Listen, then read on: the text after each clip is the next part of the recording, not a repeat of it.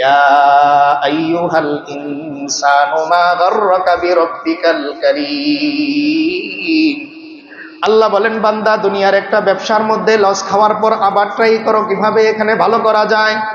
একটা পরীক্ষার মধ্যে ফেল করার পর আবার ট্রাই করো কিভাবে এই পরীক্ষায় ভালো করা যায়। কিন্তু বান্দা, বারবার আমি আল্লাহ তোমার প্রতি দয়া করি, আর বারবার তুমি আমার থেকে হারিয়ে যাও, আমাকে খোঁজার চেষ্টা করো না। তাই আল্লাহ বলতেছেন, মা গাররাকা বিরাব্বিকাল কারীম, ও বান্দা, তোমার দয়ালু রবের ব্যাপারে কোন জিনিস তোমাকে ধোকায় ফেলে দিল।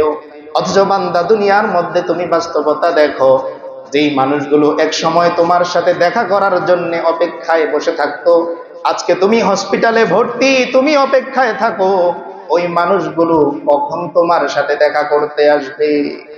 ওয়ানাহনু আকরাবু ইলাইহি মিনকুম ওয়ালাকিন লা তুবসিরুন।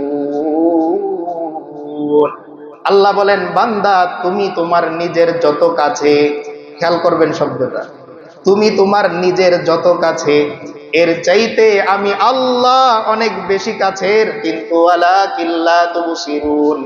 বান্দা, তুমি তোমার নিজেকে দেখতে পাও, কিন্তু আমি আল্লাহকে তুমি দেখতে পাও না। আলাম নাজআল লাহু আইনাইন ওয়া লিসানাও ওয়া শাফাতাইন। আল্লাহ বলেন, বান্দা, তোমাকে দুইটা চোখ কি আমি দেই নাই? যেই চোখ দিয়ে তুমি দালানের রং দেখতে, যেই চোখ দিয়ে গাড়ি দেখে দেখে আফসোস করতে, আহারে এমন একটা সুন্দর গাড়ি যদি আমারও হতো, বড় একটা বিল্ডিং দেখে আফসোস করতে, এমন একটা বিল্ডিং যদি আমারও হতো, বিশাল একটা প্লট দেখে তুমি আফসোস করতে, এমন একটা প্লট যদি আমার হতো, একজন শিক্ষিত ছেলেকে দেখে আফসোস করতে, আমার ছেলেও যদি এমন শিক্ষিত হতে পারতো। কিন্তু বান্দা, কোনোদিন তুমি আফসোস করলে না যে একজন মানুষ চোখ আছে আমার মতোই, কিংবা চোখ নাই, সে নামাজ পড়ে, সে কোন মজা পেল, আর আমার চোখ আছে এরপরেও নামাজে যাই না, আমি কি হারালাম। আল্লাহ বলে দিলেন, লিয়াবুদুন, বান্দা, দুনিয়ায় তোমাকে আমি ছেড়ে দিয়েছি দুনিয়ার বিল্ডিং নিয়ে ব্যস্ত থাকার জন্য না, জরুরত হিসাবে তুমি করবে, কিন্তু তুমি আমাকে খুঁজে বের করে আমার সঙ্গে সম্পর্ক রেখে এরপর তুমি আস্তে আস্তে। দেখেন, দুনিয়ার জিনিসগুলোর ব্যাপারে আল্লাহ রাসূল সাল্লাল্লাহু আলাইহি ওয়াসাল্লাম দুইটা চমৎকার শব্দ বলেছেন, আদ-দুনিয়া হুলওয়াতুন খাদিরা। আল্লাহ রাসূল সাল্লাল্লাহু আলাইহি ওয়াসাল্লাম বলতেছেন, উম্মত, যেই দুনিয়াকে নিয়ে তুমি এত বেশি চিন্তাশীল, যেই দুনিয়াকে নিয়ে তুমি এত বেশি ব্যস্ত, ওই দুনিয়া কেমন জানো? হুলওয়াতুন, নিশ্চয় একটা জিনিস, মুখে দেওয়ার পরে শেষ, কোথায় স্বাদ হারিয়ে গেল। আপনি 10,000 টাকা দিয়ে যদি 1 কেজি মিষ্টি কিনেন, আর যদি দোকানদারকে এই কথা বলেন, এমন মিষ্টি দিতে হবে যে খাওয়ার পরে 2 দিন মুখের মধ্যে মিষ্টি ভাব থাকবে, সম্ভব? সম্ভব? বাস, আপনি শুধুমাত্র ভেতরে নিলেন, স্বাদ শেষ, কোথায় যেন 10,000 টাকার স্বাদ হারিয়ে গেল। প্রথম আল্লাহ রাসূল সাল্লাল্লাহু আলাইহি ওয়াসাল্লাম এই মিষ্টির সাথে বললেন, খাওয়ার আগে অনেক অপেক্ষা, অনেক প্রতীক্ষা, না জানি কত মিষ্টি, কত স্বাদের, কিন্তু মুখে দিলেন, কোথায় যেন হারিয়ে গেল। 1 নাম্বার। 2 নম্বরে খাদিরা। আল্লাহ রাসূল সাল্লাল্লাহু আলাইহি ওয়াসাল্লাম বলতেছেন, সবুজ শাকসবজির মতন। আগের দিন যেই সবজিটা দেখে আসলেন বাজারে, নতুন, কি সুন্দর কালার, বিকেল বেলা গেলেন, দেখলেন কালারটা মলিন হয়ে গেছে। দোকানদার সকালবেলা যেই সবজিটা একদম 80 টাকা বলতেছিল, বিকেল বেলা 3টা 100 টাকা বলতেছে। একই সবজি, পরিবর্তন হয়ে গেল। আল্লাহ রাসূল সাল্লাল্লাহু আলাইহি ওয়াসাল্লাম বোঝাতে চাচ্ছেন, উম্মত, যতদিন পর্যন্ত তোমার দেহের মধ্যে শক্তি আছে, তোমার পকেটের মধ্যে টাকা আছে, যতদিন পর্যন্ত তুমি চলতে পারো, ততদিন পর্যন্ত দুনিয়ার দাম ওই সবজি, তাজা সবজির মতন 80 টাকা। যেদিন থেকে পেটের মধ্যে পড়ে যাবে, যেদিন থেকে তোমার শরীরের সামর্থ্য শেষ হয়ে যাবে, তোমার সন্তানের কাছে ওই পুরাতন সবজির মতো 3টা 100 টাকা থেকে হয়ে যাবে। এটাই দুনিয়ার বাস্তবতা। কিন্তু আফসোস হলো এই, আমি যুগের পর যুগ এই বাস্তবতা দেখেও কেমন যেন আমি দেখছি না, বারবার কে যেন আমাকে আমার রবের ব্যাপারে ধোকায় ফেলে দিচ্ছে। আর এই কথা আল্লাহ তাআলা কোরআনে বলে দিয়েছেন, ইয়া আইয়ুহাল ইনসানু মা গাররাকা বিরাব্বিকাল কারীম। আল্লাহ বলেন, বান্দা, দুনিয়ার একটা ব্যবসার মধ্যে লস খাওয়ার পর আবার ট্রাই করো কিভাবে এখানে ভালো করা যায়। একটা পরীক্ষার মধ্যে ফেল করার পর আবার ট্রাই করো কিভাবে এই পরীক্ষায় ভালো করা যায়। কিন্তু বান্দা, বারবার আমি আল্লাহ তোমার প্রতি দয়া করি, আর বারবার তুমি আমার থেকে হারিয়ে যাও, আমাকে খোঁজার চেষ্টা করো না। তাই আল্লাহ বলতেছেন, মা গর্রাকা বিরব্বিকাল কারীম, ও বান্দা, তোমার দয়ালু রবের ব্যাপারে কোন জিনিস তোমাকে ধোকায় ফেলে দিল? অথচ বান্দা, দুনিয়ার মধ্যে তুমি বাস্তবতা দেখো, যেই মানুষগুলো এক সময় তোমার সাথে দেখা করার জন্য অপেক্ষায় বসে থাকতো, আজকে তুমি হসপিটালে ভর্তি, তুমি অপেক্ষায় থাকো, ওই মানুষগুলো কখন তোমার সাথে দেখা করতে আসবে? আর এই দিকেও ইঙ্গিত করে দেখেন কোরআন কি মজার, যতগুলো পয়েন্ট আমি বের করতেছি, আমার আল্লাহ আমাদের সৃষ্টির হাজার হাজার বছর আগে এই পয়েন্টগুলো বলে রেখেছে।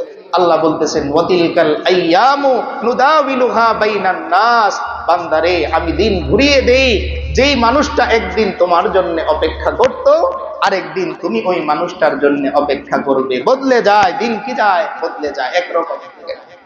সমাজের যেই ছেলেটাকে এক সময় দোকান বাকি দিত না, আজকে যখন তার অর্থ হয়ে গেল, পয়সা হয়ে গেল, এখন দোকানদাররা ডাকে কিছু লাগবে কিনা। কেন? এই যে দিন পরিবর্তন হয়ে গেছে। আল্লাহ বলতেছেন, বান্দা, দুনিয়ার দিন আমি পরিবর্তন করে দিব, গ্যারান্টি দিচ্ছি, তুমি শুধু আমার সাথে সম্পর্কটা ঠিক করো, দুনিয়ার দিন আমি ঘুরিয়ে দিব। একদিন কষ্ট করে পানির মধ্যে বিছানা, ঘরে পানি উঠে গেছে, থাকতেছো, বেশি দিন দূরে না, আমি আল্লাহ তোমাকে পাঁচতলার মালিক বানিয়ে দিব।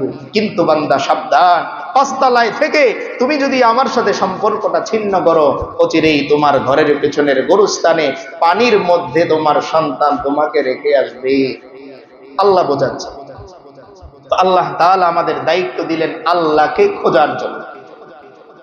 তাহলে আল্লাহর অবস্থান কোথায়? আল্লাহ নিজে বলতেছেন, একটা পয়েন্ট আমরা বললাম, ওয়ানাহনু আকরাবু ইলাইহি মিন হাবলিল ওয়ারিদ। আল্লাহ বলতেছেন, বান্দা, তোমার শাহরগের চাইতেও অনেক বেশি কাছে আমি আল্লাহ আছি।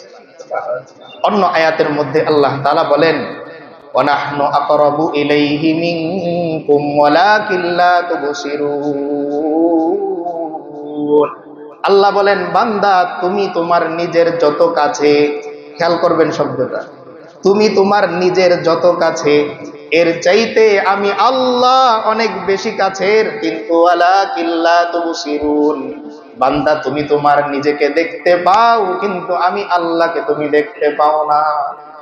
আফসোসের না যে ঘরের মধ্যে একজন মানুষ বসা আছে, আপনি 2 ঘন্টা অপেক্ষা করে চলে আসলেন, এরপর যখন তিনি আপনাকে বললেন যে আপনি ঘরে আসলেন, কোনো কথা বললেন না, চলে গেলেন, আপনি যদি বলেন যে আমি তো আপনাকে দেখিই নেই, তিনি যদি বলেন যে আমি তো আপনার পাশেই বসা ছিলাম, কতটা আফসোস আপনার জন্য হবে যে 2 ঘন্টা একজনের পাশে বসে থাকলাম, দেখলামই না। চোখ আছে, দেমাগ আছে, আলো ছিল, সব ছিল। আল্লাহ বলতেছেন, বান্দা, তোমাকে কি আমি চোখ দেই নেই? চোখ দিয়েছি, তোমাকে দেমাগ দিই নেই? দেমাগ দিয়েছি। এজন্য আল্লাহ কোরআনে কারীমের সূরা বালাদের মধ্যে বলেন, আলাম নাজআল লাহু আইনাইন ওয়া লিসানাও ওয়া শাফাতাইন। আল্লাহ বলেন, বান্দা, তোমাকে 2টা চোখ কি আমি দেই নাই? যেই চোখ দিয়ে তুমি দালানের রং দেখতে, যেই চোখ দিয়ে গাড়ি দেখে দেখে আফসোস করতে, আহারে এমন একটা সুন্দর গাড়ি যদি আমারও হতো, বড় একটা বিল্ডিং দেখে আফসোস করতে, এমন একটা বিল্ডিং যদি আমারও হতো, বিশাল একটা প্লট দেখে তুমি আফসোস করতে, এমন একটা প্লট যদি আমার হতো, একজন শিক্ষিত ছেলেকে দেখে আফসোস করতে, আমার ছেলেও যদি এমন শিক্ষিত হতে পারতো। কিন্তু বান্দা, কোনোদিন তুমি আফসোস করলে না যে একজন মানুষ চোখ আছে আমার মতোই, কিংবা চোখ নাই, সে নামাজ পড়ে, সে কোন মজা পেল, আর আমার চোখ আছে এরপরেও নামাজে যাই না, আমি কি হারালাম? আল্লাহ বলতেছেন, তোমারে চোখ দেইনি, আমি চোখ দিয়েছি। ওয়ালিসানাও ওয়া শাফাতাইন, বলার জন্যে জিহ্বা দিয়েছি, 2টা ঠোঁট দিয়েছি। দুনিয়ার কত মানুষের কাছে তুমি কত কিছু চেয়েছো, দুনিয়ার কত মানুষের কাছে কত কিছু আবদার তুমি করেছো, কিন্তু বান্দা কোথায়? কোনোদিন তো তুমি আমার কাছে আবদার করলে না যে আল্লাহ, আমি আপনার সন্তুষ্টি চাই। আমাদের জন্য আরো বড় আফসোসের যে আমরা দোয়ার মধ্যে বলি, আল্লাহ, আমার ছেলেটাকে সুস্থ করে দেন, আমার বাড়ির ঝামেলাটা দূর করে দেন, আমার ছেলের চাকরিটা কনফার্ম করেন, আমার শরীরের অসুস্থতা দূর করে দেন। কিন্তু দোয়ার মাঝখানে আমি বলি না, ওগো আল্লাহ, আমি যেন আপনাকে পেয়ে যাই, এই তৌফিক আপনি আমাকে দান করেন। একটু খেয়াল করে কথাগুলো আমরা শুনবো, দোয়া আমরা করি, দোয়ার মধ্যে প্রথমেই আল্লাহকে চাই, ওগো আল্লাহ, আমি আপনাকে চাই, আপনাকে পাওয়ার পর আমি আর কিচ্ছু চাই না। কারণ যিনি আল্লাহকে পেলেন তিনি পুরো আল্লাহর বাদশাহী পুরোটাই পেয়ে গেলেন। আর যিনি আল্লাহকে পেলেন না, দুনিয়ার সব পাওয়ার পরেও তার জায়গা 3.5 হাত মাটির ঘর পানির উপর।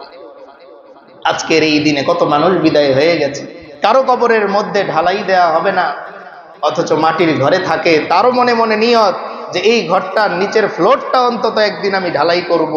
কিন্তু যেই বাবা এই ফ্লোর ঢালাই করে দিলেন, ছাদ করে গেলেন, ফাউন্ডেশন দিয়ে বাড়ি তৈরি করে গেলেন, আজকে সেই বাবার সন্তানেরাই একবারও নিজে চিন্তাও করে না, আমার বাবা তো কোনোদিন পায়ের মধ্যে কাদা লাগাতেন না, কোনোদিন শরীরের মধ্যে 1 ফোঁটা পানি পড়বে এটাও তিনি সহ্য করতেন না, বড় দামি গাড়ির মধ্যে চলতেন।